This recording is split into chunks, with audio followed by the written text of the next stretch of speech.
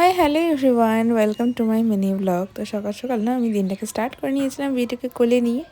আর ওকে নিয়ে দিনটা শুরু করার মজা সত্যিই আলাদা। আর সেদিন বাড়িতে হয়েছিল আলুর পরোটা। যাই হোক, খাওয়া দাওয়া সেরে তারপর আমি বেরিয়েছিলাম একটুখানি আমার একটা পার্সেল এসেছিলো সেটা নিতে। আর সেদিন আমি অর্ডার করেছিলাম দুটো কাপকেক বলতে পারো বা পেস্ট্রিজ বলতে পারো, আই থিঙ্ক এটাই বলে।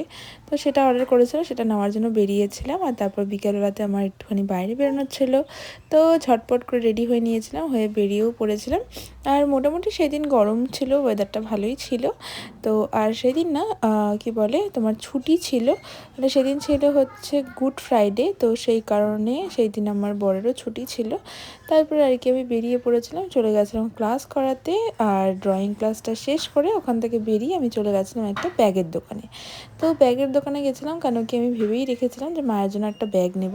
তো অনেক দিন থেকেই ভাবছি নেব নেব, কিন্তু নেওয়া হচ্ছে না। আর মার জন্য নিতে গিয়ে আমি নিজের জন্য নিয়ে ফেলেছি। আর সামনেই আমার বর বাইরে যাচ্ছে, তো সেই জন্য ওর প্যাকিংয়ের জন্য ব্যাগ বের করছিলাম।